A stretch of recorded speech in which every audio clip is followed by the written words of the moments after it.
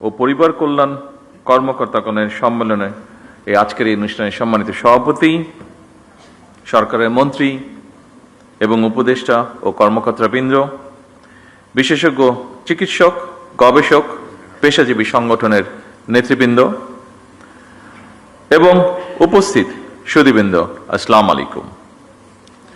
শুরুতেই আমি সারা দেশের সকল চিকিৎসক এবং চিকিৎসা ব্যবস্থাপনার সঙ্গে জড়িত সবাইকে আন্তরিকভাবে ধন্যবাদ জানাই এবং এর মাধ্যমেই আমি আমার বক্তব্যটি শুরু করতে চাই। কারণ আপনারা চিকিৎসকগণ রোগে শোকে কাতর মানুষটির কিন্তু পরম বন্ধু হয়ে ওঠেন যখন কোনো একজন মানুষ অসুস্থ হয়ে পড়ে সিরিয়াসলি। চিকিৎসকগণই কিন্তু সত্যিকার অর্থে মানুষের বিপদের বন্ধু। এটি আমার নিজের ঘর দিয়ে আমি বুঝতে পারি।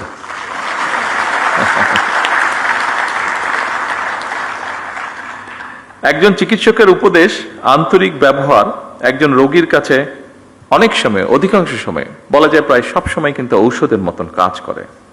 ফলে একজন চিকিৎসকের জন্য পেশাগত উৎকর্ষতার পাশাপাশি একজন মানবিক মানুষ হিসাবেও গড়ে ওঠাটা অত্যন্ত প্রয়োজন, অত্যন্ত জরুরি। যে কোনো শ্রেণী পেশার মানুষের চেয়ে চিকিৎসা পেশার ভূমিকা সবচেয়ে বেশি এবং গুরুত্বপূর্ণ। এমন বাস্তবতায় আজকের উপজেলা স্বাস্থ্য এবং পরিবার কল্যাণ কর্মকর্তাদের এই সম্মেলন অবশ্যই এই জাতির জন্য বা এই দেশের জন্য অত্যন্ত তাৎপর্যপূর্ণ। দেশের স্বাস্থ্য ব্যবস্থা এবং প্রাসঙ্গিক বিষয় এতক্ষণ বিভিন্ন বক্তা অত্যন্ত গুরুত্বপূর্ণ বক্তব্য রেখেছেন। বর্তমান সরকার সুস্বাস্থ্যের বাংলাদেশ এরকম একটি দেশ ধীরে ধীরে গড়ে তুলতে চায়। জাতীয় নির্বাচনের আগে আমরা জনগণের কাছে স্বাস্থ্য নীতির রূপরেখা তুলে ধরেছিলাম।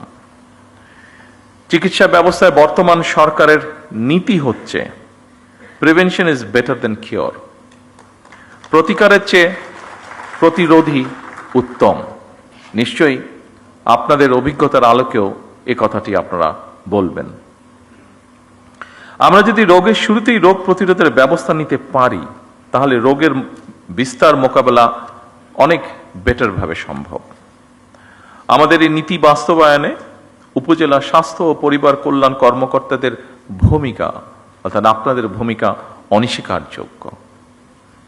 দুঃখজনক হলেও সত্য, বর্তমানে বিশেষজ্ঞ চিকিৎসক, বিশেষায়িত হাসপাতাল অথবা উন্নত ল্যাব প্রায় সবকিছুই শহর কেন্দ্রিক, কিংবা আরো সুনির্দিষ্টভাবে যদি আমরা বলতে চাই তাহলে অবশ্যই রাজধানী ঢাকা কেন্দ্রিক। এরকম বাস্তবতা থেকে বেরিয়ে এসে যদি আমরা জেলা উপজেলা ভিত্তিক হাসপাতাল কিংবা ক্লিনিকগুলোর মাধ্যমে উন্নত চিকিৎসা সেবা নিশ্চিত করতে পারি বা চাই, তাহলে বিশেষজ্ঞ চিকিৎসকগণ যেন জেলা উপজেলায় চিকিৎসা সেবা দিতে স্বাচ্ছন্দ্য বোধ করবেন। অপরদিকে রোগীদেরকে শারীরিক এবং আর্থিকভাবে আরো কষ্ট করে ঢাকামুখী হতে হবে না। শহর এবং গ্রাম অঞ্চলে স্বাস্থ্যসেবা প্রাপ্তির ক্ষেত্রে বৈষম্য দূর করা বর্তমান সরকারের অন্যতম একটি প্রায়োরিটি। বৈষম্য দূর করে স্বাস্থ্য সেবার বিকেন্দ্রীকরণের লক্ষ্যে আমরা ইতিমধ্যেই পদক্ষেপ গ্রহণ এবং বাস্তবায়নের কাজও ধীরে ধীরে শুরু করেছি। যদিও এটি আমরা সকলেই বুঝি, এই কাজটি 1 মাস কিংবা 1 বছরে বাস্তবায়ন করা সম্ভব নয়।